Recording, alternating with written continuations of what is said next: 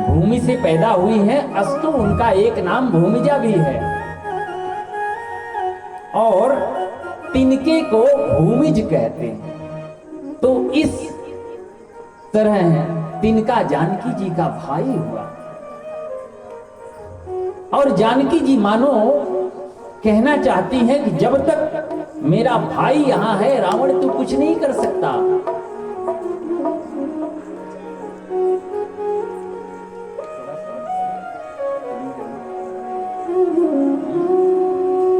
तो कुछ नहीं कर सकता।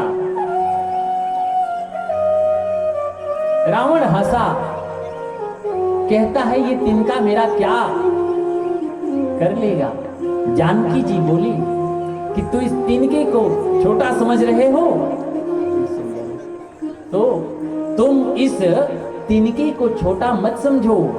एक नारी पति के बाद भी कहीं सुरक्षित है तो अपने भाई के पास सुरक्षित है। और जानकी जी वही इशारा करती हैं कि मेरे बीच में भाई है, जब तक ये भाई है तब तक तो रावण कुछ नहीं कर सकता। ये विश्वास हो जाता है तो भगवान भी उसको सहायता करने के लिए आ जाते हैं। महाभारत का प्रसंग है,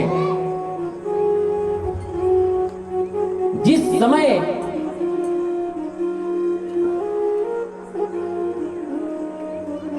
भरे दरबार में दुर्योधन का आदेश हुआ दुशासन को कि तुम द्रौपदी को ले आओ।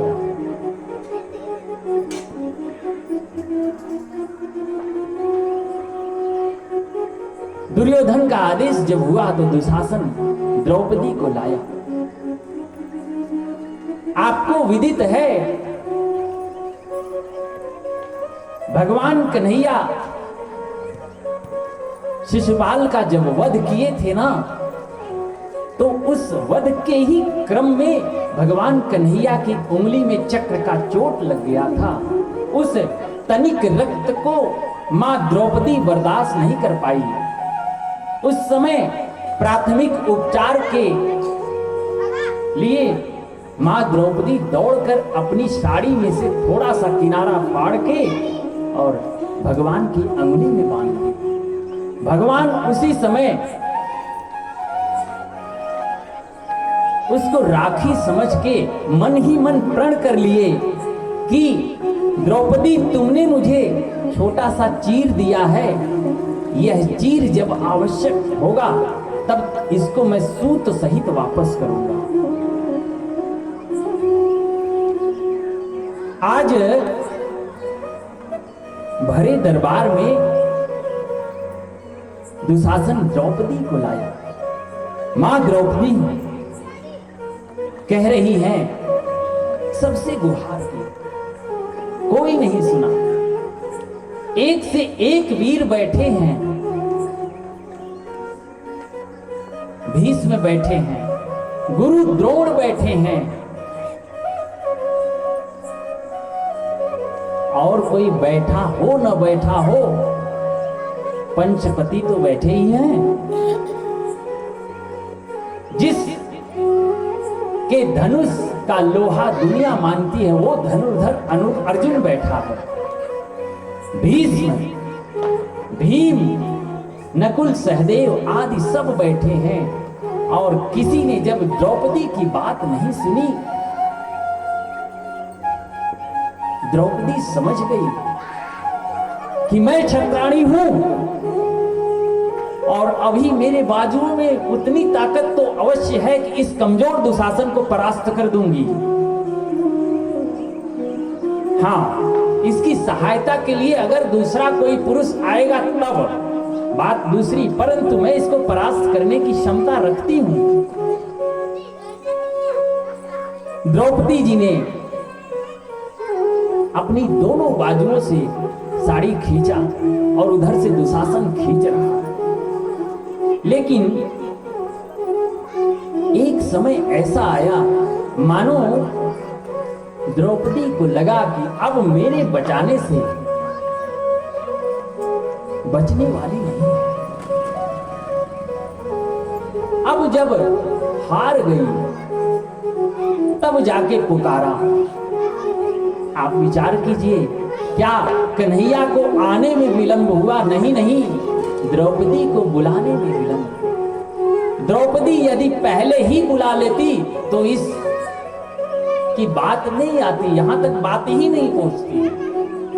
जब तक हमें आपको जगत का भरोसा है, संबंधों का भरोसा है, दुनिया वालों का भरोसा है, तब तक जगदीश का भरोसा हो ही नहीं सकता। एक साथ दोनों चल ही नहीं सकते। जानकी जी ने करुण क्रंदन किया और ऐसा कहते हैं द्वारिका में बैठा कृष्ण उस समय भोजन के लिए रुक्मिणी से थाली ना, इधर से द्रौपदी जी ने पुकार किया। कहते हैं अरे खींच दुशासन जोर लगाई के, तेर हमार जो सुनी पई है,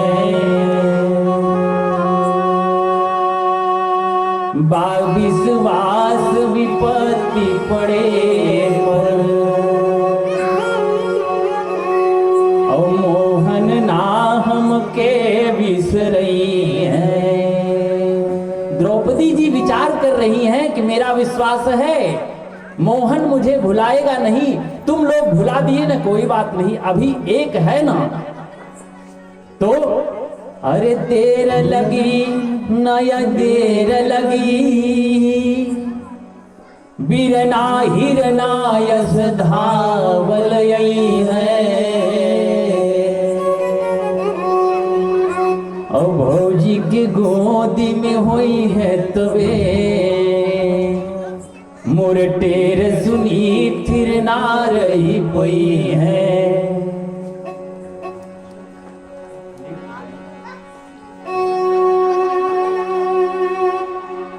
क्या कहा? आज द्रौपदी जी को विश्वास है कि कन्हैया तो आएगा ही आएगा, क्योंकि मेरा कर्ज उस पर है और उस कर्ज को अदा करने आएगा ही आएगा। क्या कहती हैं? देख कन्हैया, मैंने जगत को पुकार ली, मेरे 5 पति तो नहीं आ सके, भीष्म नहीं आए, परंतु तू आएगा ना। अरे गाढ़े में जो बिसरई बहरी, तब जा तुझसे हम बोलब नाही। आज यदि तू भुला दिया ना तो जान लेना आज से बहन और भाई का रिश्ता समाप्त हो जाएगा। तू बहिना बहिना कहब, पर नाता कबो हम जोड़ब नाही। तू खूब बहन बहन करके पीछे आगे पीछे करोगे, परंतु मैं बोलूंगी नहीं।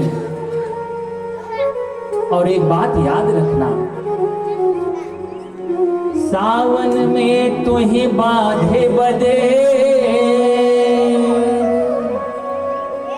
जरई कभो ताल में बोरब नाही।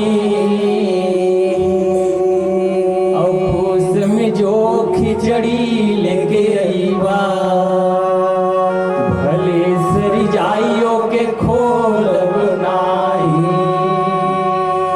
भाई बहन का एक अजीब रिश्ता है, और खास तौर पे अब तो खिचड़ी का नामो निशान मिटते जा रहा है। ये प्रेम को पवित्र कर देने वाली बात थी। जब पहले के समय में बहन के यहाँ कोई भाई खिचड़ी लेके पहुंच जाता था तो उसकी खुशी का अंदाजा आप जुबान से बता ही नहीं सकते, क्योंकि वहां तक आपकी जुबान, आपका मनन चिंतन हो ही नहीं सकता, उस खुशी को बयां नहीं कर सकते। आज द्रौपदी जी ने वही ताना मारा, देख कन्हैया, आज तूने धोखा दिया ना तो सब समाप्त हो जाए।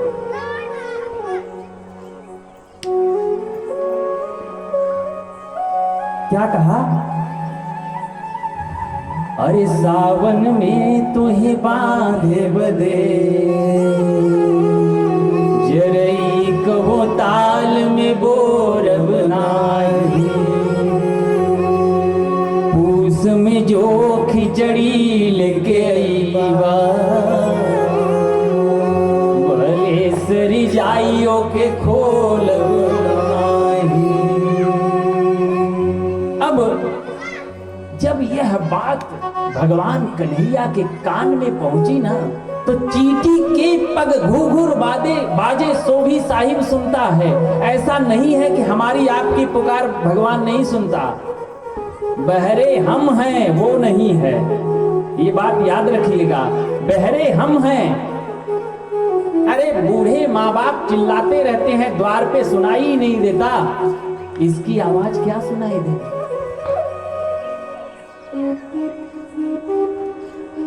हमें जगत की आवाज तो सुनाई ही नहीं देती। कन्हैया आज लीला देखिए, भगवान कृष्ण दौड़े और जिस दशा में थे उसी दशा में दौड़े हैं। आज विमान में, आज इस गगन में 3 विमान एक साथ हुए। एक चीर है जो सबसे पहले भागा। क्यों? हो सकता है कि कन्हैया के साथ चलूं तो उतनी पल में द्रौपदी और अधीर हो जाएगी। पीछे कृष्ण भागे और उनके पीछे गरुड़, जबकि गरुड़ का वेग मन से भी तेज है। परंतु आज 3 विमान गगन में एक साथ चल रहे हैं और मानो प्रतिस्पर्धा हो रही है, कौन पहले पहुंचता है। आगे से चीर बढ़े नभ में, ओकरे पिछवा दौड़ेल मुरारी। आज कन्हैया भगे तना, उनका के न छुपवले उर्गारी। उर्गारी कहे तो गरुड़ जी। 3 विमान उड़े नभ में, अगवा के बढ़े बदे होर लगाई। आई सभा में आकाश से गाना, और बढ़ावन लागे है छोर से सारी। एक सभा के एक कोने में कन्हैया आके खड़ा हो गया और कन्हैया कहते हैं कि द्रौपदी तुम अब चिंता मत करो, मैं आ गया हूं। द्रौपदी कहती है तुमसे तो बात नहीं करूंगी। क्या कहा? इधर दुर्योधन को लगा कि साड़ी बीच नारी है कि नारी बीच साड़ी है कि साड़ी ही की नारी है कि नारी ही की साड़ी है। क्या माजरा है भाई? मुझे तो कुछ समझ में ही नहीं आ रहा है। दुशासन तुम ठीक से साड़ी घटी न तो बोला दुर्योधन, और खींच दुशासन जोर लगा दे। ई सुन के द्रौपदी हंसी बोली, और तुम अब जोर लगा सहजा दे। ये दुशासन तो थक गया, मदद के लिए अब तू भी आ जाओ। द्रौपदी को अब बल मिला। द्रौपदी कहती है कि अब बात आई ना तो मैं भी अब एक बात कहूंगी। क्या बात याद आई गई? बात पे बात हमें भी कहे दे,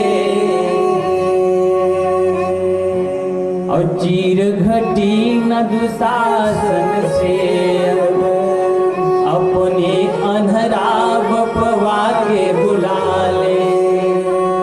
अरे दुर्योधन, दुशासन तो थक ही गया है ना, तुम भी जोर अजमा लो, और कम पड़े ना तो अंधा बाप बैठा है, बुला लो उसको। देखती हूं इस चीर को कौन समाप्त कर पाता है।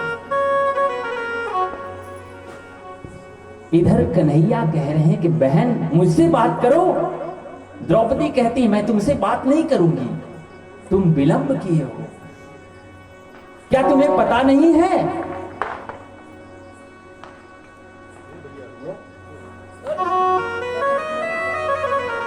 क्या तुम्हें पता नहीं है?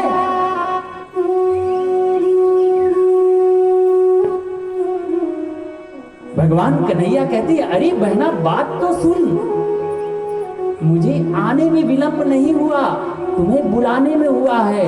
तुम्हें पता था ना तेरे 5-5 पति बैठे हैं, कोई मदद करेगा। अगर यही पहले सोच लेती तो। द्रौपदी कहते हैं नहीं नहीं, ये बहाना नहीं चलेगा, मैं तुमसे बात नहीं करूंगी। आगे कन्हैया कहे बहिना, काहे बोलत नहीं के कोहाइल वाली। अरे बोलो ना, राही में ना पनियो हम पियनी, पनी देख हमें घमाइल वाली। देखना सामने भोजन की थाली थी, प्यास भी लगी थी, परंतु तेरी पुकार सुनकर मैं पल भर विलंब नहीं किया। और अब भी बात नहीं करोगी तो मुझे कैसा लगेगा? द्रौपदी जी अभी भी चुप हैं। तब कन्हैया दूसरा प्रमाण देते हैं। अगर तुम्हें विश्वास नहीं है ना, पीछे देख। बाहन बार अब ही मोर पाछे, मो पैदल धावल आवत बानी। और द्वारिकाधीश के तय बहिना, एगो लुगरी बदे काहे को हाइल बानी। अरे तू कोई छोटे मोटे भाई की बहन नहीं है। द्वारिका नरेश की बहन एकमात्र साड़ी के लिए नाराज हो जाए, ये द्वारिका नरेश का अपमान नहीं है तो क्या है? बहन बोल दो ना।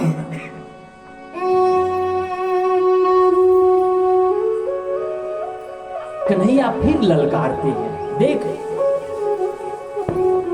खींच दे साड़ी मो देखत बानी, यहाँ पर के बलवान बड़ाबा। और की बहिना के गुहार पे आए, आगे सभा बिचवा में खड़ा। अभी तक तुमने नामर्दों को पुकारा था, अब एक मर्द आ गया है। देखता हूं किसकी भुजाओं में ताकत है। आखिरी बात कहती है। कन्हैया ने कहा तुम्हें पता भी है, याद करो उस पल को। अरे थारी के तुम बन्हली सरिया, थारी के तुम बन्हली सरिया, अब ही अंगुरी में निशान बनावा। देख निशान, और सूत में ढाकब लाज तोहार, मूल तोहार पड़ा कपड़ावा। ये तो अभी सूत है, तेरा मूल बचा है, जब चाहे तब ले लेना। अब बोल दो। कहने का मेरा सीधा सा मतलब है कि हम उस विश्वास को प्राप्त ही नहीं कर पाते हैं, इसलिए हमें लगता है कि परमात्मा दूर है या हमारी पहुंच से दूर है। परमात्मा दूर नहीं है, कमी वहां नहीं है, कमी हमारे पास है। हम समर्पण करने में बुद्धि लगाते हैं, अपनी गणित लगाते हैं। यदि हम समर्पण कर लें तो वो दूर नहीं है, वो तो यही है, वही तो बोल रहा है, कहीं नहीं है।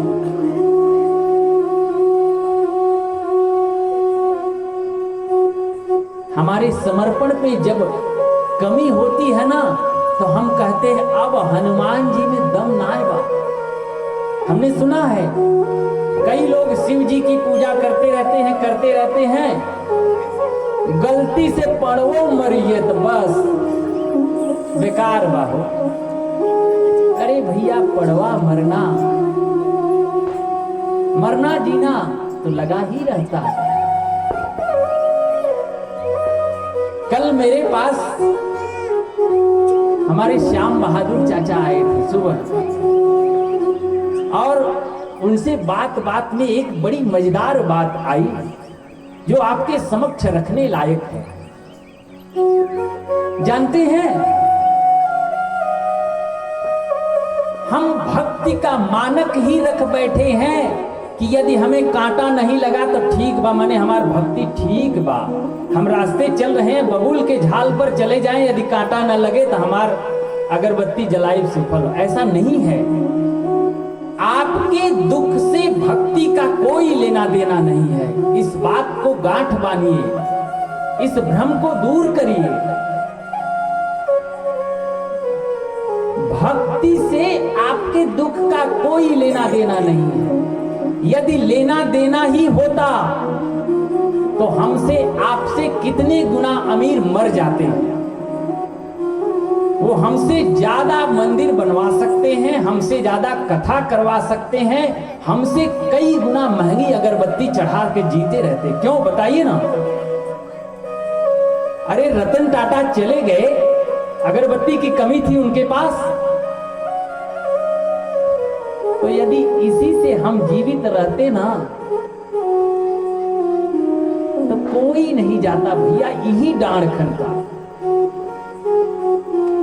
सच बताएं, खूब अगरबत्ती जलाता, यही डंडवा काटता।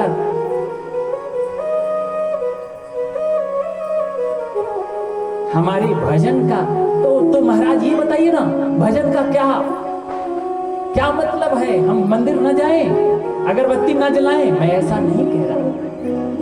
ये हमारे मन को पवित्र कर देने के लिए संबल मिलता है। जिस समय प्रारब्ध जन्य हमारे ऊपर कष्ट पड़ता है ना, तो यही भक्ति, यही भजन संबल प्रदान करता है। कष्ट होगा, परंतु कष्ट कब भाग जाएगा पता ही नहीं चलेगा। स्वामी विवेकानंद के गुरु का नाम तो सुना ही होगा आपने। परम संत परमहंस श्री रामकृष्ण परमहंस। वो ऐसे संत थे, ऐसे भक्त थे कि ऐसा कहते हैं, आज जो कलकत्ता गए होंगे, दक्षिणेश्वर काली मैया का मंदिर है, प्रतिमा अब भी वही है। उस काली मैया को जब वो वहां पुजारी थे, अब तो मंदिर का स्वरूप बहुत अच्छा हो गया, पहले छोटे सा मंदिर था। जब वो मंदिर में जाते थे प्रतिमा के सामने, तो साक्षात प्रतिमा में से काली मैया निकल के उनके हाथ से निवाला पाती थी। उस महापुरुष को थ्रोट कैंसर हो गया, गले का कैंसर। गले का कैंसर होना चाहिए, अब हमारी परिभाषा से तो नहीं होना चाहिए, लेकिन हुआ। और गले कैंसर तो ऐसी बीमारी है जो बहुत पीड़ादायक है। गले का जब कैंसर हुआ तो पानी, भोजन का निवाला तो छोड़िए, पानी का एक कतरा भी न जा पाए। स्वामी विवेकानंद एक दिन दुखी होकर कहे कि प्रभु, मैं आपका कष्ट देखा नहीं जा रहा है, मुझसे काली मैया से क्यों नहीं कहते हो जाके। और काली मैया के लिए तो विलंब भी नहीं लगेगा, पल मात्र का काम है। स्वामी रामकृष्ण हंसे, अरे नरेंद्र, तुम कहते हो कि जाओ मैं काली के पास, ये बोलने के लिए नादान हो क्या? तुम्हारे रामकृष्ण परमहंस को कैंसर नहीं हुआ है, इस बात को नोट करो पहले। कैंसर इस शरीर को हुआ है जो मेरा है ही नहीं है। तुम्हारा रामकृष्ण परमहंस अमर अजर है, अजर अमर है। वो न मरा न मरेगा। इस शरीर ने कभी कोई पाप किया होगा, इस शरीर को उस पाप का कर्म फल मिल रहा है, इसमें तुम्हारे रामकृष्ण परमहंस का क्या? और इस 2-4 दिन के शरीर के खातिर मैं मां से जाकर बोलूं? ना ना ना। तो हमारे भजन का ये मतलब तो नहीं है कि हमारी गाय बीमार न हो, हमारा पैर न टूटे, सब कुछ होगा। ब्रह्मवैवर्त पुराण में कहा गया, अवश्यमेव भोक्तव्यम कृतं कर्म शुभाशुभम्, ना भुक्तं न क्षीयन्ते जन्मकोटि शतैरपि।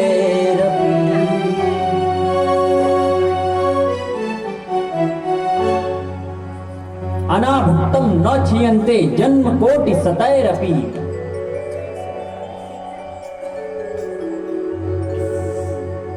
बिना भोगे छीण होने वाला नहीं है कौन? जो हमने पहले कर्म किया है, उस कर्म को भोग के ही जाना है। इस शरीर में नहीं तो अगले में, अगले में नहीं तो अगले में, 100 करोड़ जन्म ले लीजिए, परंतु पाप के फल से कोई बचाने वाला नहीं है। आपके समाज में भी ये अनेक दृष्टांत होंगे कि अमुक व्यक्ति बहुत सीधा है, बहुत सज्जन है, आज तक उसने चींटी को भी दुख नहीं पहुंचाया, बावजूद उसके भी परेशान है। क्यों परेशान है? कभी उसने कुछ किया हो। तो अनाभुक्तम न क्षीयन्ते जन्म कोटि शतैरपि। खूब जन्म ले लीजिए। एक बार कबीरदास जी से किसी ने कहा कि इस जगत को समझाओ, ये जगत क्यों अंधा है? अंधा माने आंख वाला नहीं, आंख के अंधे तो सूरदास भी थे, आंख वाला अंधा नहीं। कबीरदास जी कहते हैं हमारा जगत तो ऐसा अंधा है जिसको समझाना बहुत मुश्किल है। मैं ज्ञानी कोई मिलता है तो उसका गुरु बनता हूं, अज्ञानी मिलता है तो तुरंत चेला बन जाता हूं। इस जगत को समझाना मेरे बस की चीज नहीं है। कबीरदास जी ने कहा, मैं के ही का समझाओ। क्या समझाना है? अपने को समझाना है, जगत को नहीं। मैं के ही का समझाओ, सब जग अंधारे के ही का समझाओ, सब जग अंधारे के ही का समझाओ,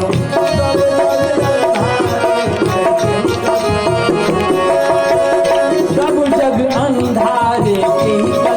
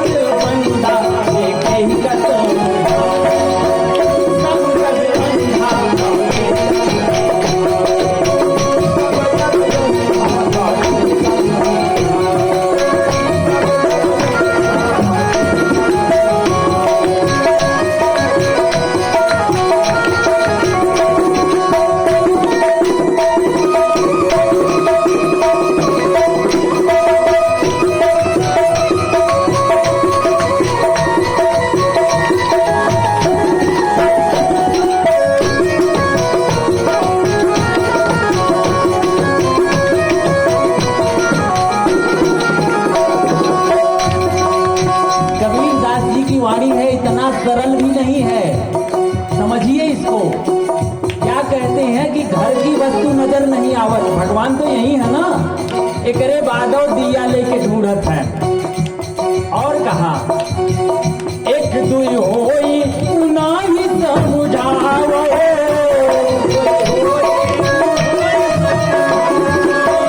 एक दुई होई नाही समझावो,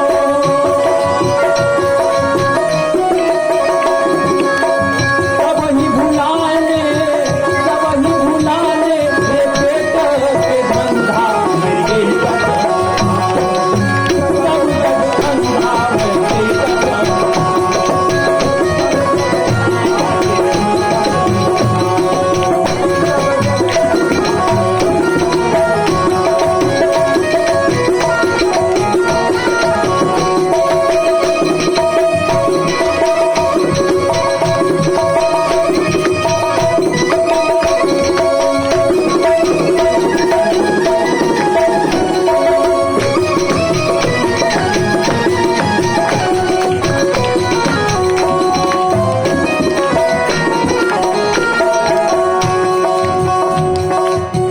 क्या कहते हैं कि लागी आग सबे बन जरीगा, अगिया लागे ना तो सारा जरी आए। लागी आग सबाय बन जरीगा,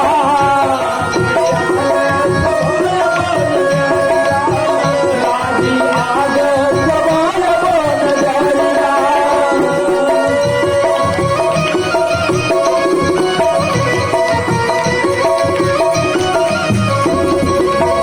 जाय लगोटी भारी के बंडारे के ही कसम भारो, सब जग बंडारे के कसम।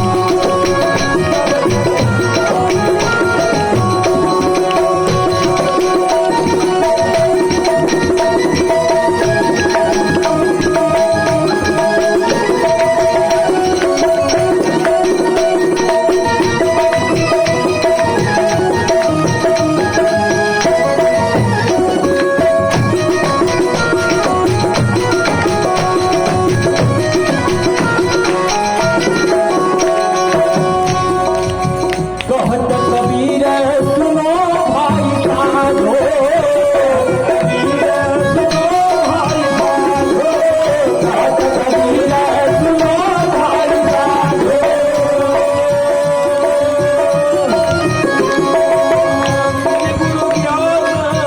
बिन गुरु ज्ञान भटकी गयो बंदारे के कसम, सब जग धंधा के कसम।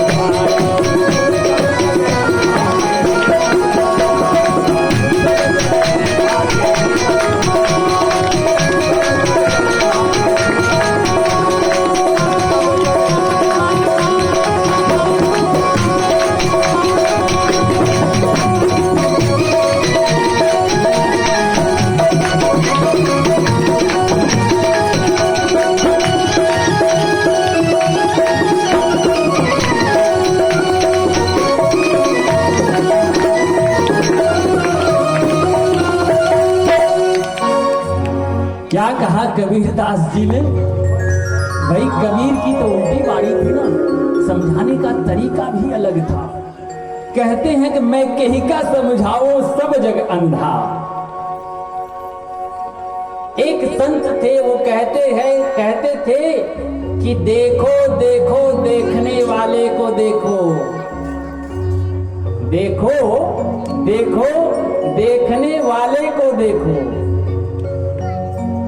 वही देख रहा है, वही बोल रहा है, वही सोच रहा है, वही सुन रहा है, वही सो रहा है, अलग से नहीं है। कहें कि कहत कबीर सुनो भाई साधो, सुनो भाई साधु नहीं, सुनो भाई साधो, माने सुनो हे भाई, इसको साधो। क्या साधना है? कि बिन गुरु ज्ञान भटकी गयो बंदा। तो भैया ये मन मस्तिष्क मिला है, इसका उपयोग करिए। इस शरीर का भक्ति से कोई लेना देना नहीं है, आपके मन का संबंध भक्ति से। आपका शरीर जो है ना, जब तक दुरुस्त है, मानो न मानो आपके सारे सगे संबंधी आपसे प्रेम करेंगे। और न विश्वास हो तो 1 महीना पागलपन का नाटक करके देखिए, सारा दृश्य सामने आ जाएगा। कौन कितना मानता है? जब तक देह दुरुस्त है तब तक सब रिश्ता ठीक है। उसके बाद ना तो हम तो शरीर को भगवान को देने का प्रयास करते हैं। आज एकादशी है, एकादशी का व्रत है ना, तो एकादशी का व्रत हम शरीर को करते हैं, परंतु वही व्रत मन से हो और बढ़िया है। भगवान कहते हैं तुम्हारे शरीर की मुझे कोई आवश्यकता ही नहीं है, ये तो तुम्हें सीढ़ी मिला है, हम तक पहुंचने का एकमात्र साधन ही है। और सीढ़ी तभी तक काम आती है जब तक हम छत पे चढ़ते हैं, चढ़ने के बाद सीढ़ी की जरूरत ही नहीं है। हमारे मन की जरूरत है भगवान को। यदि इस जगत में हम सारा व्यवहार करते रहें, मन भगवान की शरण में है, बस हो गया। और यही सुंदर कांड है, मन हमारा भगवान में लगे तब जाके जीवन में सुंदर कांड होगा। जानकी जी को जब रावण ने त्रास देने का प्रयास किया तो मां जानकी कहती हैं, मेरे अंदर वो दृढ़ शक्ति है, वो विश्वास है कि मेरा भाई जब तक है तो मुझे स्पर्श भी नहीं कर सकता। और मेरा मन कहां है? भगवान की चरण में है ना, इसलिए तुम मेरे शरीर को स्पर्श भी नहीं कर सकते। राम पद कमल लीन। रावण 1 महीने का समय दिया, मास दिवस कहु कहा न माना, तो मैं मारव ताढ़ी कृपाना, कृपाण निकाल के तुम्हारी मौत कर दूंगा। रावण जब धमका कर गया ना, तो जानकी जी और ज्यादा दुखित हो गई। उन सेविकाओं में एक मुख्य सेविका त्रिजटा भी थी। त्रिजटा के नेतृत्व में रावण आदेश देकर गया कि तुम जानकी को ऐसा त्रास दो कि ये जल्दी से समर्पण कर ले। लेकिन त्रिजटा भगवान की भक्ता थी, हो रामचरण रति निपुण विवेका, भगवान के चरण में रति थी और उसके पास विवेक था। त्रिजटा से जानकी जी जब दुखी हुई तो कहती हैं कि तुम मेरी मां के समान हो, अस्तु तुम मुझे कहीं से अग्नि लाके दे दो, मैं आज रात्रि में भोर होते होते जल जाना चाहती हूं। त्रिजटा कहती हैं कि अभी अग्नि नहीं मिलेगी, और अग्नि का क्या काम, यहां तो सब कच्चे खाने वाले हैं ना, पकैबो नहीं करते हैं। लंका में कहीं पकैबो नहीं करते हैं, सब कच्चे खाने वाले हैं।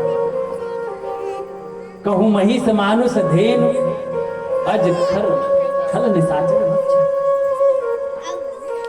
कहीं भैंसा ही चबा जा रहे हैं। बड़ा विस्तृत वर्णन है। तो यहाँ अग्नि का काम क्या काम है? अब ऊपर से हनुमान जी विचार किए कि मैया थोड़ा सा धैर्य रखो, कल आज तुम्हें आग नहीं मिल रही है ना, कल आग ही आग दिखेगी पूरे लंका में। जानकी जी दुखी हैं। अब कहती हैं, हे तारों, हे आकाश के तारों, तुम ही कुछ करो कि एक अग्नि का गोला गिरा दो जिससे मैं अपने शरीर को क्षण मात्र में भंग कर दूं, जला दूं। जब हार गई तो अशोक से कहती हैं, अरे अशोक, तेरा नाम तो अशोक है ना, अशोक, तेरे नीचे कोई शोक में बैठा है, तुम देख कैसे रहे हो? तुम कुछ करो, अपनी पत्तियों को अग्नि का गोला बना के गिरा नहीं सकते। जब ऐसा कहा ना, तो कपि कर हृदय विचार, दीन मुद्रिका डार,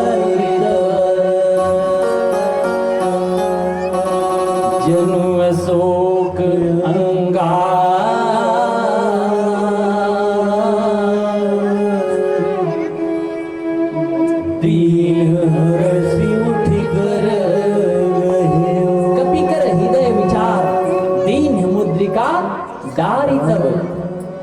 राम नाम अंकित मुद्रिका जो लेकर निकले थे राम जी के हाथ से, वही मुद्रिका आज ऊपर से गिरा दी। और देखिए ना, स्वर्ण का रंग भी सुनहरा होता है, चमकीला पीला होता है, और उस पीले रंग की, पीत रंग की मुद्रिका को देखकर जानकी जी को पल भर के लिए ऐसा लगा कि ये अग्नि का गोला ही तो है। अच्छा, मैं अशोक से मांगी तो ना, लगता है अशोक ने गिरा दी। लेकिन ध्यान से देखा तो ये अग्नि उग्नि नहीं है, क्या है? तो अरे तब देखी मुद्रिका मनोहर, अरे तब देखी मुद्रिका मनोहर, राम नाम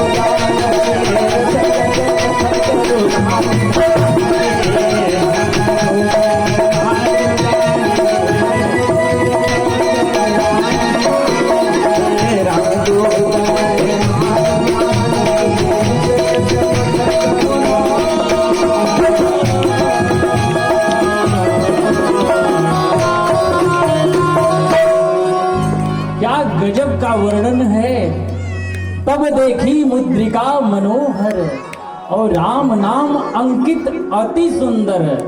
जिस कांड में राम नाम को सुंदर कहा गया है वो सुंदर कांड तो होगा ही। और माई बाप, अगर सुंदर है भी कुछ तो बस राम नाम, और कुछ सुंदर उंदर नहीं है। राम नाम के अलावा कुछ सुंदर उंदर नहीं है। क्यों नहीं सुंदर है? यदि सुंदर होता तो सुंदर बना रहता ना। कितना भी सुंदर बालक क्यों न हो, लेकिन उसको वृद्धावस्था में जाके देखिए ना, तब केवल और केवल राम नाम ही तो सुंदर है और कुछ भी सुंदर नहीं है। तो तब देखी मुद्रिका मनोहर, मन का हरण कर देने वाली मुद्रिका जिस पर राम नाम अंकित है, उस मुद्रिका को पाने के बाद जानकी जी पल भर के लिए तो खुशी हो गई। लेकिन अगले क्षण में उदास। क्यों? क्योंकि ये राम नाम अंकित मुद्रिका भगवान की तो है, परंतु यह आई कैसे? ऐसा तो नहीं कि किसी ने माया बस यहां रख दिया हो, क्योंकि लंका में मायावी की कोई कमी नहीं थी। जीत को सकई अजय रघुराई, उस चराचर जगत स्वामी को जीत कौन सकता है? उससे मुद्रिका कैसे ला सकता है? ये जरूर कोई मायावी ही है। तब तक हनुमान जी ने रामचंद्र गुण बरने लागा। श्री रामचरितमानस में 4 घाट पर कथाएं चल रही हैं।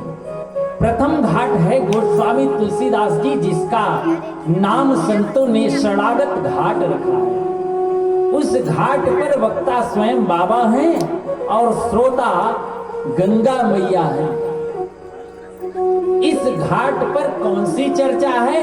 केवल और केवल शरण में जाने की बात है। मानस में आम बात, आम चर्चा में लोग कह देते हैं कि तुलसीदास जी लिखे हैं, नहीं कहे हैं। यद्यपि सबसे कम कोई बोला है तो तुलसीदास जी बोले। जो मानस को नित्य पढ़ते होंगे, नित्य पाठक हैं, सुहृद होता है, उन्हें पता है। और दूसरा घाट है कर्मकांड घाट, जिसके वक्ता है श्री याज्ञवल्क्य जी और श्रोता है भरद्वाज। ये घाट है तीर्थराज प्रयाग। तीसरा घाट ज्ञान घाट है, जिसके प्रणेता है हमारे बाबा विश्वनाथ और मैया उसकी श्रोता। चौथा घाट भक्ति का घाट है, स्वयं नीलगिरी का पर्वत, जिसके वक्ता श्री कागभुसुंडी और श्रोता गरुड़ जी। ये भक्ति घाट है। भक्ति से ओतप्रोत भक्ति का जो पूरी तरह से विवेचना जिस कांड में, जिस घाट पर हुई है, वो भक्ति घाट है और उसमें कागभुसुंडी जी है। लेकिन एक पंचम घाट भी है, वो हनुमान घाट है, प्रेम घाट है। हनुमान जी कौन सी कथा सुना रहे हैं? इन चारों घाटों को समेट कर।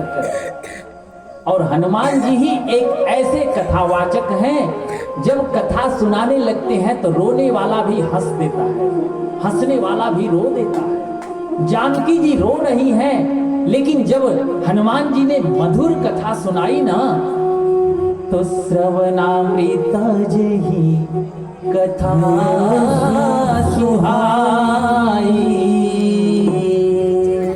कहीं सो प्रकट होत किन भाई। जो श्रवण को अमृत घोल देने वाली राम कथा सुना दे रहे हैं, हे भैया प्रकट क्यों नहीं हो जाते? हनुमान जी बोले, मैया कथवे सुंदर बा, जवन कहात बा वो बंदर बा। और ओके न देखतू तो बढ़िया रहा, लेकिन जानकी जी बोली कि जो इतनी बढ़िया कथा कह रहा है, जरा प्रकट तो हो जा। तब हनुमान जी ने क्या किया? तब हनुमंत निकट चली गए। फिर बैठी मन विस्मय भयहु। मां जानकी जी मुंह घुमा ली। क्यों? उन्हें लगा कि बंदर के स्वरूप में कोई मायावी होगा, छलने ही तो आया है। ये छल नगरी है ना, दिखती कुछ और है, होती कुछ और है। ऐसा तो नहीं कि ये छलावा है। अब आप बताइए ना, जैसे आपके घर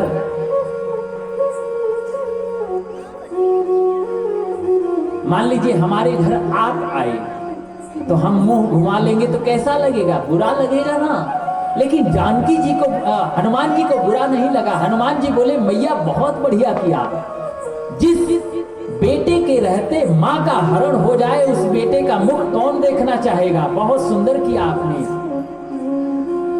तेरा हनुमान जो इतना सक्षम है, सागर पार कर सकता है, त्रिकूट पर्वत मसल सकता है, लंका को विनाश कर सकता है, उसके रहते तेरा हरण हो गया।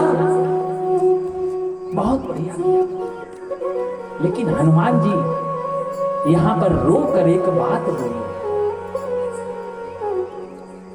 कहते हैं राम दूत मैं मातु जानकी। क्या गजब की संस्कृति है हमारी। माई बाप गर्व है, हमें तो गर्व है अपनी संस्कृति पर, इस भारत सनातन संस्कृति पर गर्व है। आज जानकी जी को जब हनुमान जी ने कहा कि राम दूत मैं मातु जानकी, इसी अर्धाली से मां घूम गई कि ये जरूर कोई भारतीय है, क्योंकि पर स्त्री को मां केवल भारतीय ही बोलते हैं। अन्य देशों में, पाश्चात्य देशों में आप ध्यान रखेंगे, चाहे ये बिटिया बैठी है सामने, चाहे माई बैठी है चाची, सबको मैडम, बस हो गया। लेकिन भारत ये नहीं कहता, सबको लेडी, लेडी मैडम में पता नहीं क्या सम्मान है। ये सनातन संस्कृति नहीं है। मां जानकी को आभास हो गया जरूर कोई भारतीय है, क्योंकि मुझे मां बोलने वाला भारतीय ही हो सकता है। भारत में ही परिस्त्री को, पराई स्त्री को मां की दर्जा दी जाती है। लेकिन और विश्वास करूं पहले, और थोड़ा परीक्षण क्यों नहीं कर लूं? मां जानकी से जब हनुमान जी बोले कि राम दूत मैं मातु जानकी, हे मां मैं राम का दूत हूं, तो हनुमान जी से किसी ने कहा अरे हनुमान जी, जब मां जानकी को आप मां बोल रहे हो तो राम जी को बाप बोलो ना, राम पूत मैं मातु जानकी। अरे भाई, मां को मां बोल रहे हो तो बाप को बाप बोलने में क्या दिक्कत है? हनुमान जी बोले नहीं भैया, अभी हम रामपूत नहीं बने हैं। अभी जब मां स्वीकार करेगी बेटा ना, तो मां जिसको अंगुली दिखाती है वही बाप होता है, और बेटा उसका प्रमाण भी नहीं मांगता है ना। हम आप जिस समय आंख खोले रहे होंगे, मैया ने प्यार से कह दिया ये तेरे पापा हैं, हमने प्रश्न किया? आज तक प्रश्न नहीं किया और न ये जानने का प्रयास किया। तो जब तक मां नहीं इशारा करेगी हम बाप नहीं बोलेंगे, और हुआ भी ऐसा है। यहां जानकी जी को जब हनुमान जी ने कहा कि राम दूत मैं मातु जानकी, सत्य शपथ करुणा निधान की, मैं करुणा निधान भगवान की सत्य शपथ खाकर कहता हूं कि मैं राम का दूत हूं। माई लोग एक उपनाम रखती है अपने पतिदेव को बुलाने के लिए। अब तो जो पाश्चात्य संस्कृति ने हमला बोला कि ऐसे बुलाती हैं, अरे रमेश तनी पानी लिया हो, जैसे नौकर बुलावा। सीरियल में देखा तू नमाई, रमेश थोड़ा फोन लगाओ, जैसे नौकर। हमारे यहाँ की संस्कृति नहीं थी।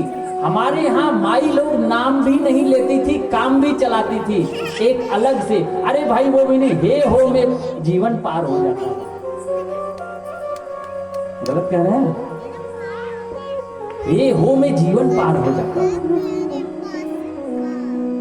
तो सत्य शपथ करुणा निधान की, मां जानकी जी भगवान को करुणा निधान बुलाती थी, और यह बात केवल राम जी को पता थी और जानकी मैया, तीसरा कोई जानता ही नहीं था। तो मां जानकी को यह आश्चर्य हुआ कि ये करुणा निधान शब्द कैसे, कहां से पाया? इसका मतलब ये प्रभु का अंतरंग भाव का सेवक तो नहीं है। रामदूत में मातु जानकी, सत्य शपथ करुणा निधान की। मां ने कहा ये बताओ ना, तुम वानर हो और प्रभु नर हैं, तुम्हारे बीच में कैसे मित्रता हो गई? इतनी घनिष्ठ बात, अंतरंग भाव, अंतरंग बात को तुम कैसे जान पाए? हनुमान जी मुस्कुराकर नर बानर ही संग कहूं कैसे, सुग्रीव जी की कथा सुनाई और अपनी मित्रता में, उसी कथा में अपनी बात भी रख दी। तो यहाँ अरे कपि के वचन सप्रेम सुनी, उपजा मन विश्वास।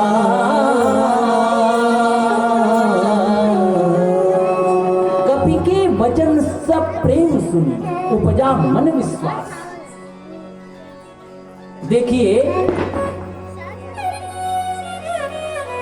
ओलनगंज में चला जा सवेरे सवेरे, ओलनगंज बाजारी में चला जा सवेरे सवेरे, और दुकाने पर साइन बोर्ड न लगा हो जिस पर लिखा रहता है अमुक अमुक ज्वेलर, अमुक ये प्रोप्राइटर, फलाने फलाने, ये सब न लिखा हो, तो शटर गिरा हो, ताला लगा हो, तो आप बता सकते हो क्या कि सोने की दुकान है कि बर्तन की दुकान है कि मिट्टी की दुकान है कि फल की दुकान है? नहीं ना, अंदाजा लगाना मुश्किल है। उसी प्रकार से भगवान ने हमारे आप को भी इसी तरह से सजाया है, एक शटर दिया है। ये शटर जब तक बंद है तब तक कुछ पता नहीं चलता, लेकिन शटर 2 मिनट के लिए खुल जाता है तो उसी में पता चल जाता है हम किस भाव से। अरे हम बोलते भी वही हैं जो होते हैं।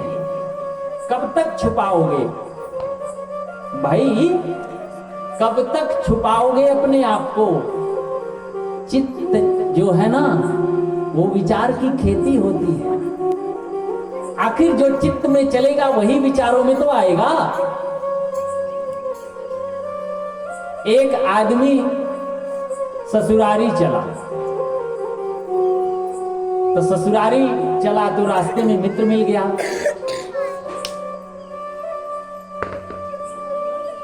अरे मित्र चलो ना मेरे साथ ससुराल। तो कहे ये कोई ढंग है ले जाने का? पहले बताते तो प्रेस व्रेस करके रखते हम कपड़ा। आप तो बढ़िया क्लिच टाइट करके, और हम कहें कि अच्छा ऐसा है, एक सीट है मेरे पास, चलो वही पहन लो और चलो, और टाइम नहीं है। ठीक है चलाओ। दोनों आदमी चले, ससुराल पहुंचे, भव्य स्वागत हुआ।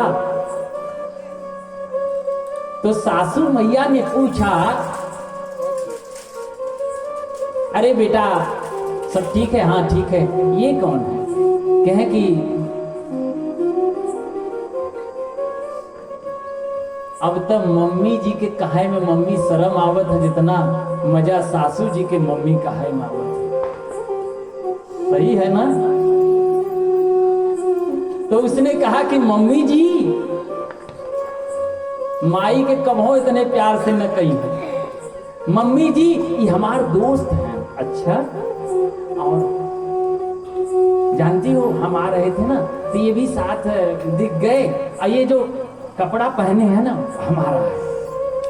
अरे उसको बड़ा बुरा लगा कि कैसा मित्र है भैया की, और सामने। तो जब एकांत पाया तो कहा कि भैया जब कोई हमारे बारे में पूछता है तो कपड़ा क्यों बताते हो? अजीब आदमी हूं, मैं जा रहा हूं। मित्र कहा अरे गलती होगी, अब ध्यान रखूंगा। ठीक, चल। अगले दिन घूमते घूमते बगल में चला गया, तो एक अन्य लोग भी पूछे कि भैया आप दामाद जी आप तो बहुत दिन पे आए, ये कौन है? कहे हमारे मित्र हैं, लेकिन इनके कपड़े के बारे में मैं नहीं बोलूंगा। अरे उसने कहा अजीब आदमी हो यार। फिर जाके एकांत में डांटा कि तुमको कुछ समझ में नहीं आता है भाई। जब उसने मेरे बारे में पूछा तो तू कपड़े की बात वहां बीच में कहा कि सॉरी आज के आप इसके बाद में। फिर घूमते घूमते तूफानी भैया के यहाँ चला गया। तो वहां जब पूछा गया कि ये कौन है, तो उसने कहा कि भाई ये हमारे मित्र हैं और हमारे साथ आए हैं। देखिए कुछ भी पूछिएगा, इनके कपड़े के बारे में हमसे मत पूछिएगा। कहने का तात्पर्य हमारे अंदर जो होगा डकार वही आएगी। तो कपि के वचन सप्रेम सुनी,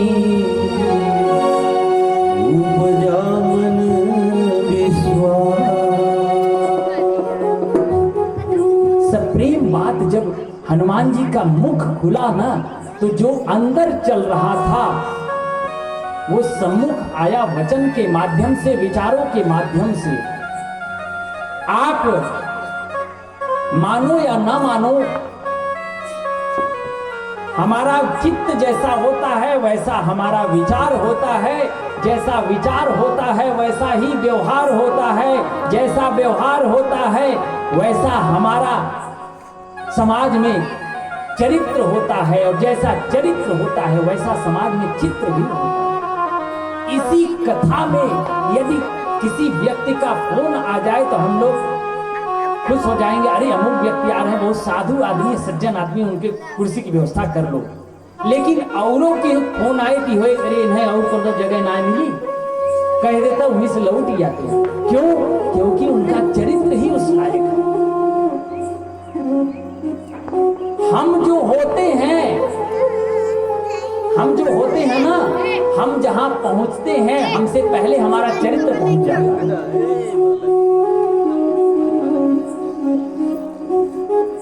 अब ये सब विचारों का खेल है। हनुमान जी जब प्रेम से रोकर बोले ना तो मैया को विश्वास हो गया। और आप यहां से अब ध्यान दीजिए, जो सुंदर कांड के सूची पाठक हैं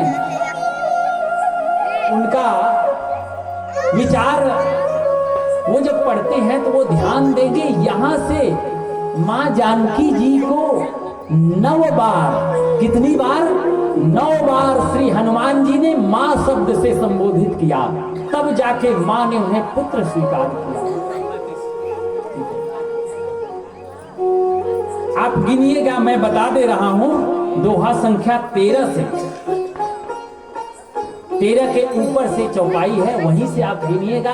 9 बार मां जानकी को हनुमान जी ने मां कहा, तब जाके मां ने हनुमान जी को बेटा स्वीकार किया। मां ने कहा, अरे हनुमान, तुम्हें पता है मैं किस हालत में हूं? हनुमान जी ने कहा, मैं देख चुका हूं, वर्णन करने की आवश्यकता नहीं है। मां अब थोड़ा धैर्य धारण करो और उस धैर्य का धारण करके भगवान के संदेश को सुनो। रघुपति कर संदेश अब सुनु जननी धरि धीर, अस कही कपि गद गद भरे बिलोचनी। रघुपति कर संदेश अब सुनु जननी धरि धीर। अब राम जी का संदेश सुनो धैर्य धारण करके। अस कही कपि गद गद भयऊ भरे बिलोचन नीर। एक बात याद रखिएगा, जिह्वा तभी तक बोलती है, तभी तक बोलती है जब तक नेत्र नहीं शुरू होते। जिस समय नेत्र शुरू हो जाते हैं, जिह्वा धीरे धीरे लड़खड़ा कर बंद हो जाती है। कहने का मतलब, जिस समय हम प्रेम में विभोर हो जाते हैं, रोम खड़े हो जाते हैं, कंठ धीरे धीरे अवरुद्ध होने लगता है, नेत्र चालू हो जाते हैं। या इसको और तरीके से समझने का प्रयास कीजिए। हम मान लीजिए जल में प्रवेश करेंगे तो तब तक चिल्लाएंगे, तब तक बोलेंगे जब तक यहां पानी है। जब यहां आ जाएगा तो हनुमान जी अस कही कपि गदगद भयऊ भरे बिलोचन नीर। अब हनुमान जी बोलना ही बंद कर दिए, रोने लगे। तो बोला कौन? अब यहाँ राम जी और सीता जी में अंतरंग वार्ता हुई। दोहा संख्या 14 के नीचे आप देखिएगा, यहाँ राम जी ने अब अपने मन के माध्यम से जानकी जी से, जो पहले बोला गया था ना कि कहीं बल विरह बेगी तुम आयो, तो बल तो बता सकते हैं हनुमान जी, इसमें कोई शक नहीं है, लेकिन विरह बताने वाले नहीं है। क्यों? क्योंकि जिसके पास पत्नी नहीं है वो क्या पत्नी का विरह जानेगा। राम जी जानते थे तो तुम बल तो बता लोगे हनुमान, लेकिन विरह बताने के लिए तुम चुप हो जाना, मैं बोल दूंगा। अब यहाँ विरह को राम जी ने कहे राम वियोग तब सीता। राम जी ने मन के माध्यम से कहा कि अरे जानकी तत्व प्रेम कर मम अर तोरा जानत प्रिया एक मन मोरा।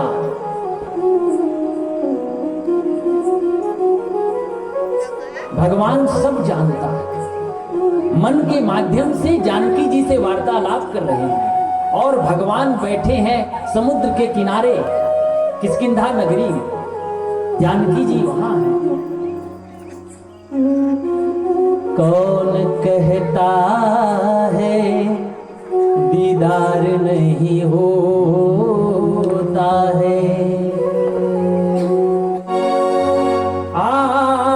आदमी खुद ही तलबगार नहीं होता। इनको पाना है तो प्रहलाद बनो तुम पहले, हाँ इनको पाना है तो प्रहलाद बनो तुम पहले। यूं ही नरसिंह का अवतार नहीं होता है। बिना पात्रता के कोई चीज मिलती है क्या भाई? जब हम ये कहते हैं इनको पाना है तो प्रहलाद, भाई प्रहलाद बनेगा तब तो खंभे से प्रकट कर लेगा। प्रहलाद तो चाहिए, वो खंभे से प्रकट होने के लिए तैयार है। प्रहलाद बनो ना। जैसे किसी दूध वाले आदमी से कोई रास्ते में मिले और कहे कि भैया आज हमारे यहाँ देखुआर आवे कहे तनी 1 लीटर दूध दे देता, तो वो पूछेगा ना कि पात्र लाए हो कि नहीं, माने डिब्बा उब्बा लिया है कि ना, पूछेगा ना, पूछेगा। एक बार हमारे तूफानी भैया के यहाँ से एक आदमी 1 पौवा दूध ले गया सवेरे सवेरे, और तूफानी भैया कहा थे ना, उनकर खुद का वचन हो कि दूध और पानी दोनों जुड़वा भाई है। सही में हो, सही में। अब है पूछाए दे, और दूध और पानी दोनों जुड़वा भाई है।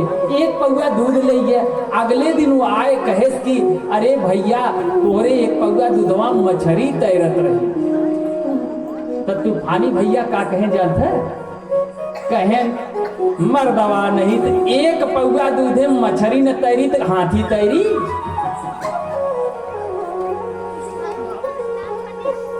भाई 1 पौवा में हाथी दबाए ना। तो किसी दूध विक्रेता से आप 1 लीटर दूध मांगोगे तो प्रश्न क्या रहेगा कि पात्र लाए हो ना, डिब्बा उब्बा लाए हो कि जेब में लोगे? तो भगवान को पाने के लिए पात्रता तो होनी चाहिए। बिना पात्रता के कुछ होने वाला नहीं है। इधर राम जी ने अपना संदेश सुनाया, जानकी जी ने भी अपने विरह का वर्णन किया। राम जी सुने, प्रभु संदेश सुनत बैदेही मगन प्रेम तन सुध नहीं देही। अब जब यह वार्तालाप खत्म हुई तब जाके हनुमान जी अब बोलना शुरू किए। क्या बोले? कह कबीर, अरे कह कबीर हृदय, अरे कह कबीर हृदय धीर धरु माता, अरे कह कबीर हृदय धीर धरु माता, मेरे राम प्रभु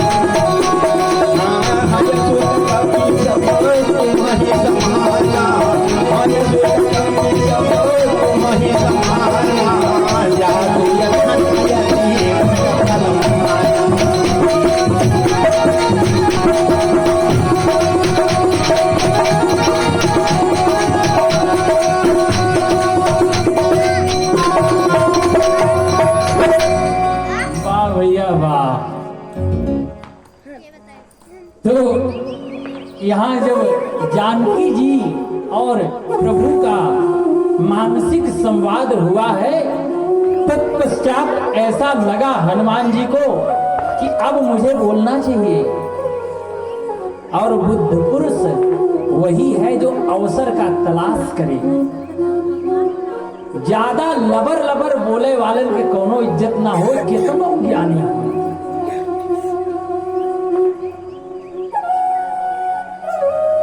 हनुमान जी ने कहा, मां जरा सा धैर्य रखो ना, प्रभु कुछ ही दिन में सागर को पार करके आएंगे और तुम्हें राक्षसों से छुड़ा के ले जाएंगे, मैं भी तो रहूंगा ना।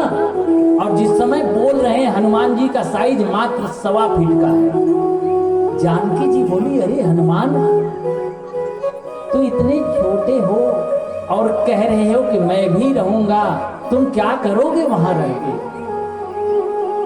हनुमान जी बोले, अरे अब ही मां तुम्हें जाब लवाई, मैं तो अभी ले जाने की शक्ति रखता हूं, परंतु भगवान ने आदेश नहीं दिया।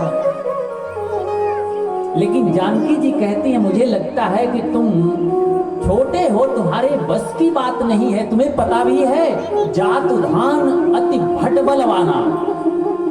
तब हनुमान जी ने कहा, अच्छा भैया। हनुमान जी ने वही विराट स्वरूप दिखाया जो सागर के किनारे दिखाया था। कनक भूधराकार शरीरा, समर भयंकर अति बलवीरा, मानो आकाश को चूमने लगे। जानकी जी बोले, जल्दी नीचे आ, जल्दी नीचे आ, बना काम बिगड़ जाएगा। अरे हनुमानऊ, जब तुम्हारे में इतना बल था तो इतना छोटा साइज बन के क्यों आए थे? हनुमान जी मुस्कुराए, भैया मैं तो बालक हूं ना, मेरे में बल और नहीं है, मैं शाखा का बंदर हूं। और शाखा का बंदर एक शाखा से उछलकर दूसरी शाखा को पकड़ ले, उसी में बहादुरी है।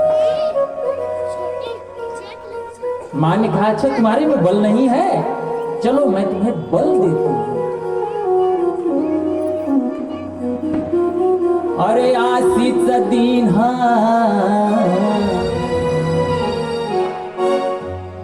राम प्रिय जाना,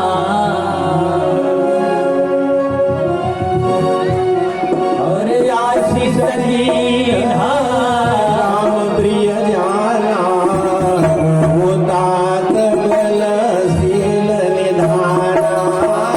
आशीष दीन राम प्रिय जाना, वो तात बलशील निधाना।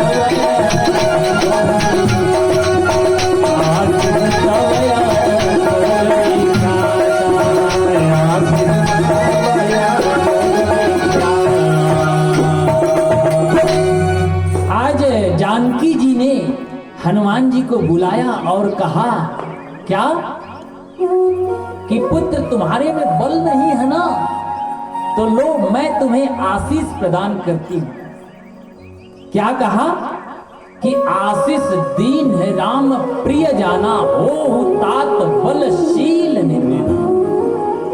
बड़ी विचित्र बात है, समाज में ऐसा दिखता भी होगा, जहां बल होता है वहां शीलता गायब हो जाती है। बल और शील का कॉम्बिनेशन आप समाज में नहीं देख सकते।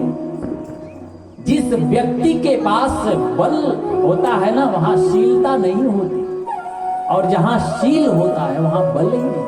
अगर दोनों का कॉम्बिनेशन बनेगा तो वही हनुमान हो सकता है। कहने का तात्पर्य, जहां बल की आवश्यकता है वहां बल भी दिखा दे, जहां शील की जरूरत है वहां शील भी दिखा दे।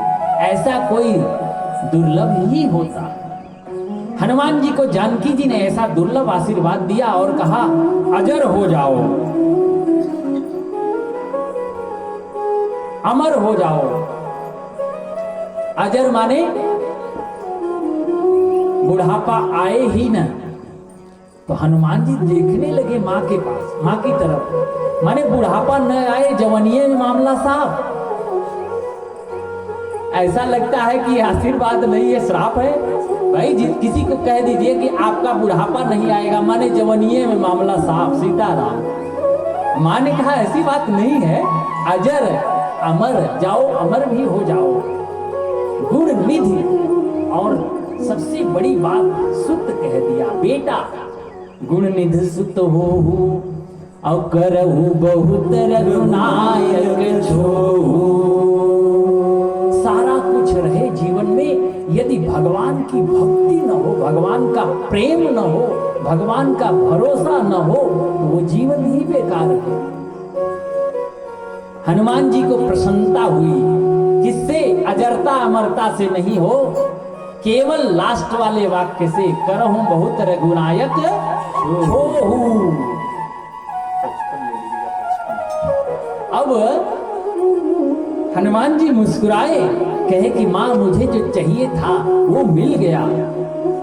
बार बार नाय सिपद सीसा, अब बोला वचन जोरी कर कीसा। अब कृत कृत्य भयऊ में माता, आशीष तब अब मैं कृत कृत्य हो गया, मानव जीवन सफल हो गया। क्यों? जानते हैं, इस चोले में आए हैं तो चोले के दुरुस्त रहते रहते भजन कर लीजिए। कई लोग समाज में सुनते होंगे आपकी चलाई कुल बुढ़ाई के काम हो, जब लड़का लड़की सियान हुई है, पतो आई है तो भजन करब। कभी नहीं होगा, ऐसा हुआ ही नहीं है। पतो के आए के बाद और खोखट हो, सही में।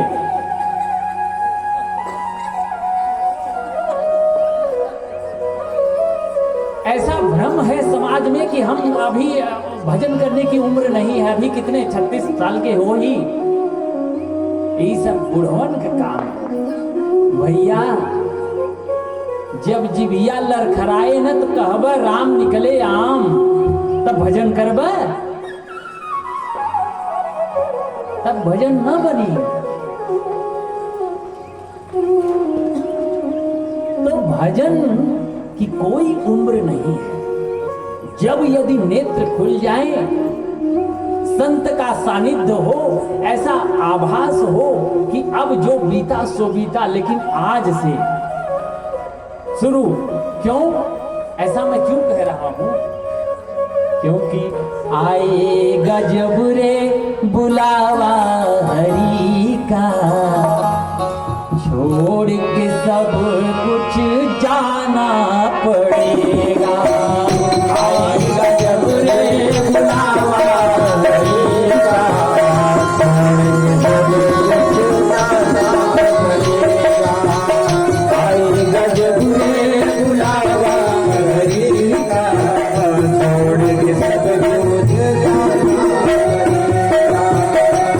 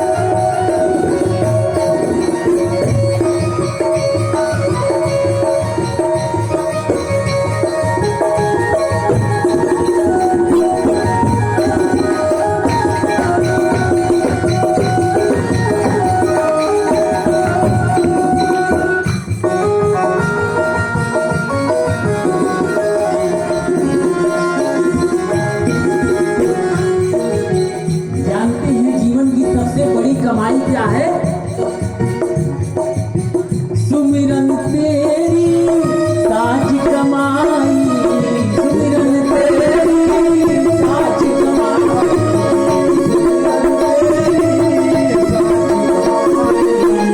झूठी जग की है सब सगाई,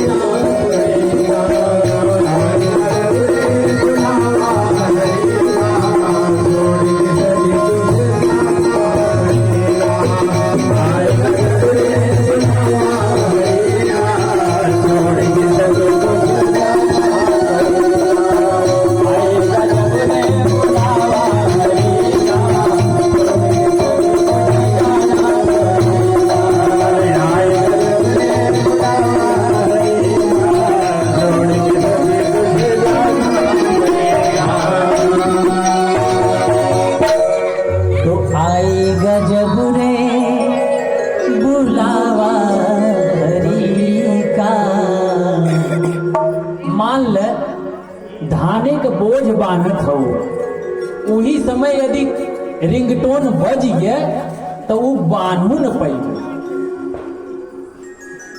सही हम डरावत ना है, सत्य बोल रहे। आपको बताएं, एक एडवोकेट साहब थे इलाहाबाद हाई कोर्ट, वो अपनी चैम्बर में कुछ वकील आए थे, कुछ जूनियर वकील भी थे, सबसे कुछ केस रही होगी, उसमें आपसी राय मशवरा चल रहा था। उन्हें लघु शंका लगी और उनके चैम्बर में ही अटैच बाथरूम था। अटैच माने वही रूमवा में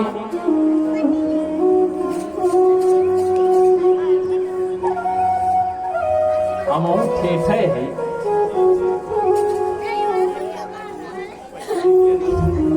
तो वो अपने बाथरूम सबसे कहे भैया 5 मिनट तो नहीं रुका, हम आवत। वो अंदर गए और गए का हो, अंदर गए तो गए, पता चला जब दरवाजा टूटा तो सीताराम। सारी मीटिंग धरी की धरी रह गई।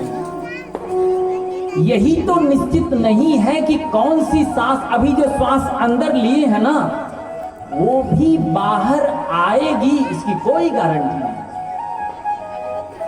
तो आएगा जब रे बुलावा हरि का, छोड़ के सब कुछ जाना पड़ेगा। इन्होंने कहा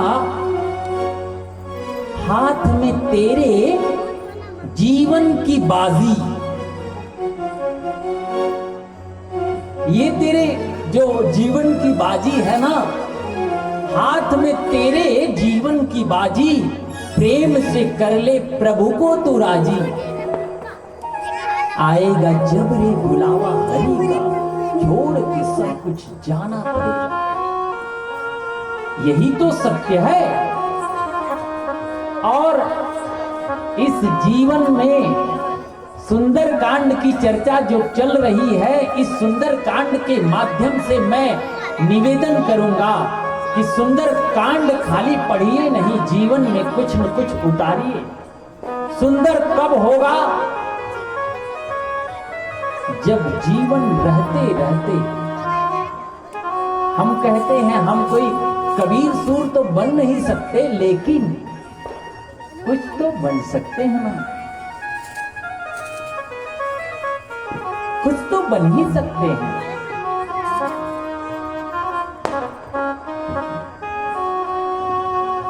तो क्या बने हो, कम से कम मनुष्य तो बन जाए। पहले मनुष्य बन जाए, उसके बाद आगे की सोचें। और यही सुंदर कांड की धन्यता है। जब तक इस जीवन के अंतिम श्वास तक भगवान नाम, भगवत साधना नहीं हो पाई, भक्ति का कुछ भी अंश नहीं आया, बेकार है। हनुमान जी कहते हैं अब कृत कृत्य भयऊ मैं माता। कृत कृत्य कब हुआ जाता है? जब जीवन में भक्ति का प्रादुर्भाव। यही जीवन की धन्यता है।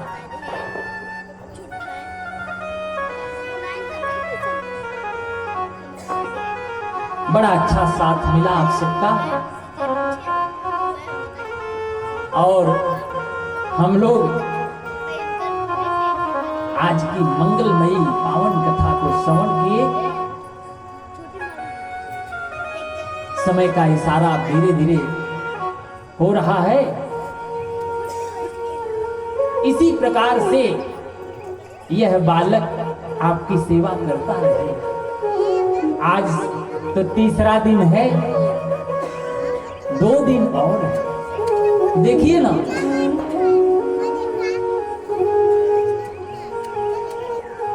ये कितना जल्दी बीत गया।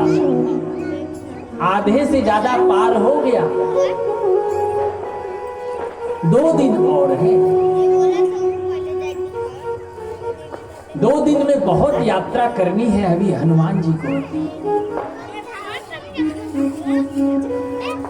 हम लोग आज की पावन बेला पर कथा को यही विश्राम देंगे। कल जाके देखते हैं कि अब हनुमान जी यहाँ से क्या करेंगे। कैसे कि रावण के बाटिका उटिका उजारे लागब तो रावण सोए कैसे।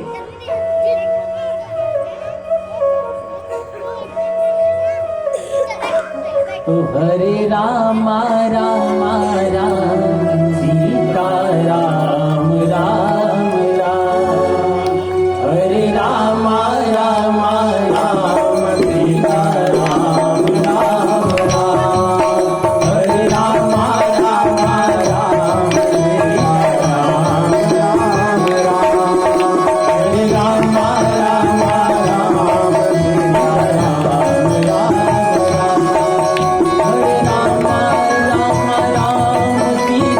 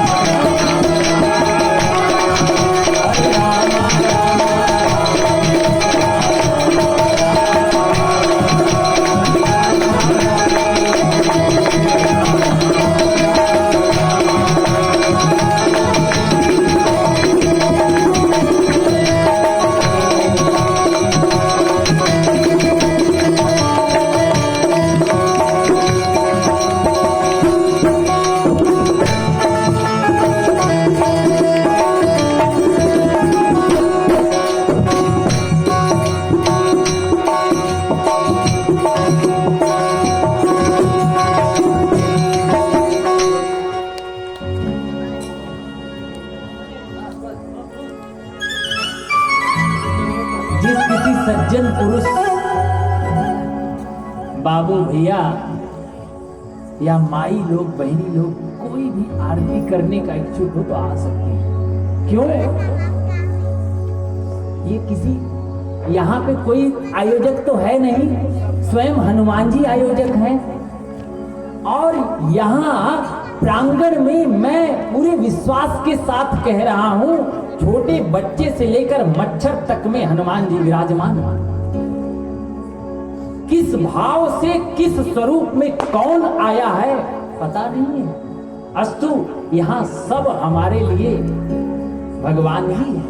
कोई भी प्यार से 2 4 5 लोग कोई भी ला सकते हैं, ये स्वेच्छा से।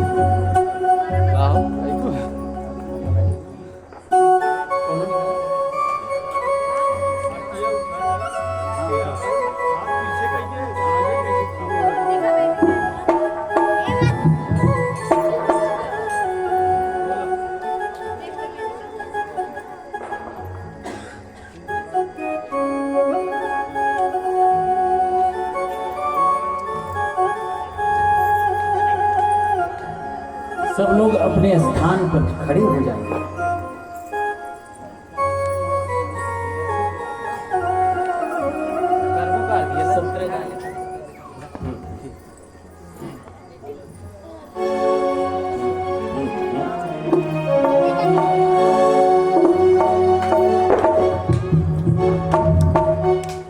हरि सखी हे आरती उतारो, रघुनंदन दुल्हा के सखी आरती उतारो, रघुनंदन बबुआ के।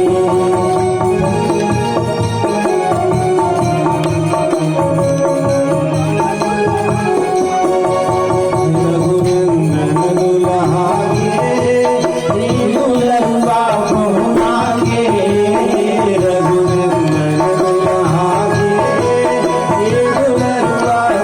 मांगे, सखी आरती उतारो, रघुनंदन दुल्हा के।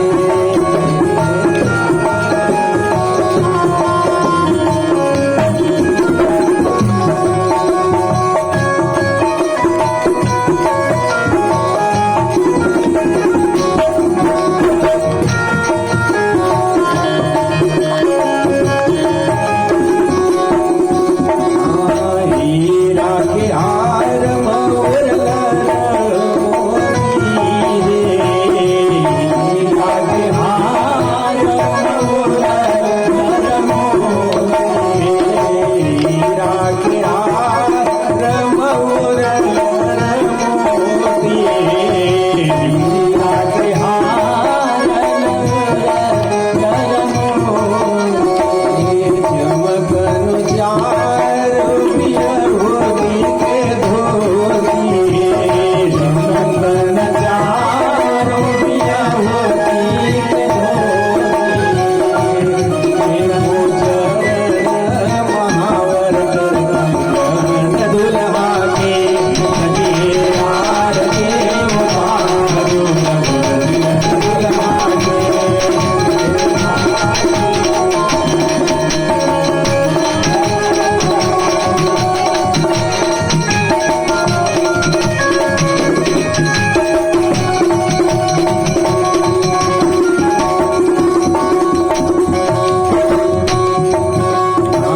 नयन गजवायो लट घुघुराई काली, नयन गजवायो लट घुघुराई काली, कनवा में कुंडल सोए मोठवा पे काजल लाली, कनवा में कुंडल सोए मोठवा पे काजल लाली, बेली लहराते लाल लाल चंदन दुल्हा के सखी आरती उतारो, रघुनंदन दुल्हा के सखी आरती उतारो, रघुबरुआ के।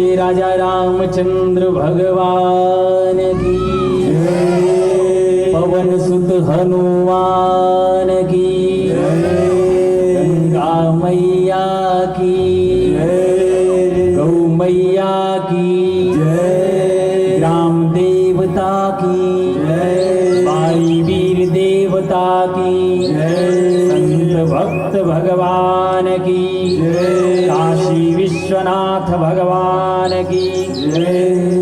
धर्म की जय हो। अधर्म का नाश हो। प्राणियों में सद्भावना हो। विश्व का कल्याण हो। गौ हत्या बंद हो। गौ हत्या बंद हो। नमः पार्वती पतये हर हर महादेव।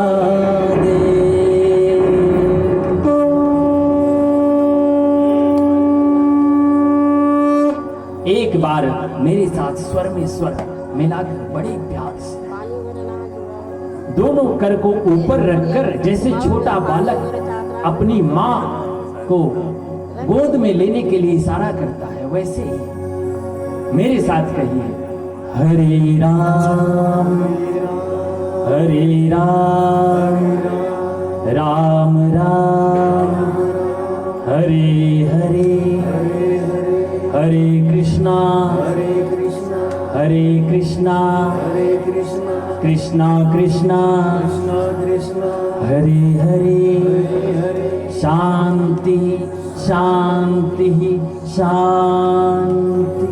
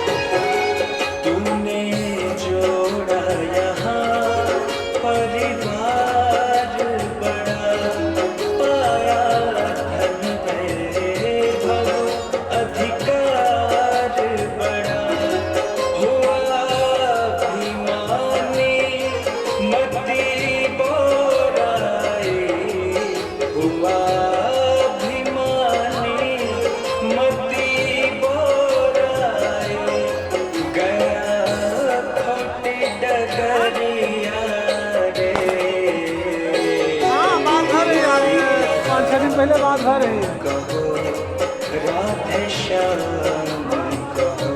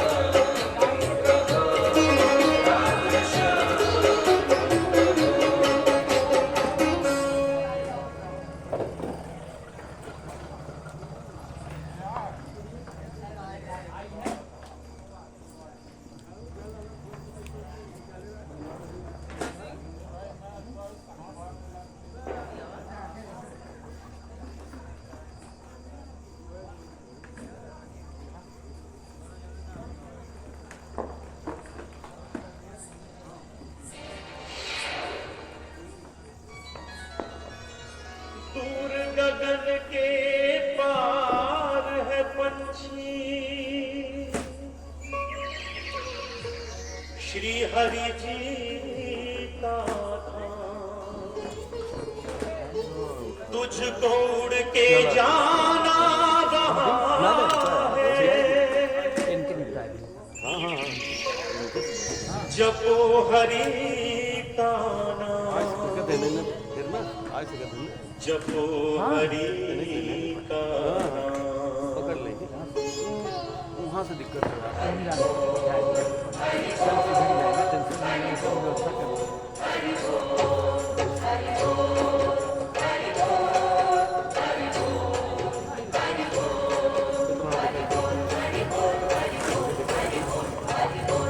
ए पप्पू ये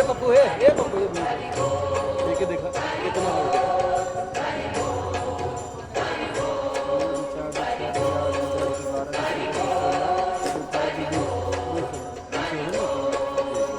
एक पंख तेरा राम चलाएंगे दूजा चलाएंगे श्याम। एक पंख तेरा राम चलाएंगे दूजा चलाएंगे श्याम।